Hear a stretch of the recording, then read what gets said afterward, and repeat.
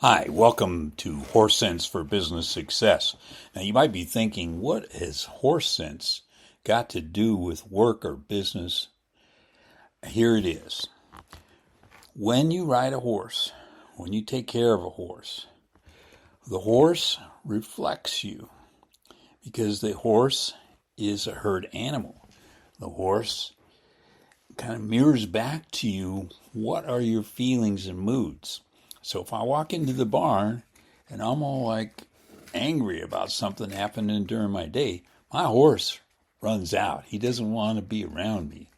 But if I'm in a good mood, I've done my exercise and I've been good to people, the horse can sense that and it'll come up to me. Now, if I'm sad, the horse will come up to me and maybe rub my back or nuzzle my shoulder. Horses kind of caring creatures. So if I observe a horse, I can learn a lot about what I call conversational storytelling. Now, Grace Ann Rosille, she's the real expert at this at horsesenseatwork.com. You can go there and find out more specific episodes and things and practices. She teaches leadership and teamwork and organizational development and human relations, etc., using horses. Now, there's two ways to do this. One, you can call us and we'll bring a horse over to you. That's expensive. Or you can have a horse that's there already and we'll work with you. Now, this is just for businesses. This is not for training you how to ride a horse or anything. And all we need to do for that method to work is to have a horse available, and we can show you how the horse reacts to you, and you can get a better sense of yourself. Now, the other way to do is we don't need a horse. We can just tell you about horses and do some kind of stand-up improv events and show you how to do reading your own body language and reading the body language of others. Now, how does this help a business? Because business is all about communication. Business is about, conversations that are happening all over a business. If you have a business with 3, 4, 5 buildings and maybe a couple of different states or continents, then you have a lot of simultaneous conversations going on. In those conversations are stories. It's just a natural part of being human. Humans are storytelling animals. That's what Walter Fisher said. Now, since humans are storytelling animals, right, the way they want to make sense of things in a business is through storytelling. In my article I'm most famous for, an office supply company, Administrative Science Quarterly, I came up with the notion that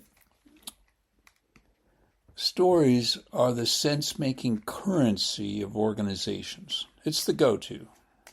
You can give them a list of facts, but unless it's got a story, your customer don't care, your employees aren't listening, your suppliers are barely paying attention. So that's what we do. We increase the way in which conversations and storytelling in conversations is done by being attentive to horse sense. Now, I suppose you could have cat sense and dog sense and other kinds of things, but the point is to get beyond your own human-centric self and to get in touch with what? What they call the post-humanist condition. That means we're not the only species on the planet, and so by taking care of other species, we're increasing the survivability of our own human species. That's the thing. We share the earth with millions of other species. Does that make sense?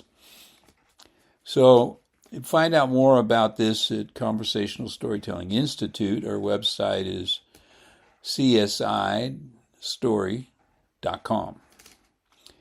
And you can find us on YouTube. You can find us in these podcasts. And we're doing a summit event coming up. So check out that at csistory.com. It's free.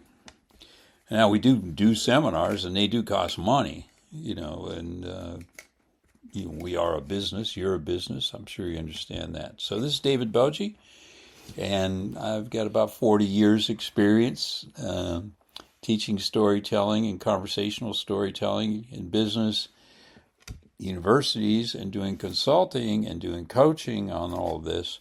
And then I met my wife, Grace Ann, and she's HorseSenseAtWork.com, Grace Ann Roselle. She really knows this stuff. And I appreciate her. Appreciate you for listening. And stay tuned for another episode.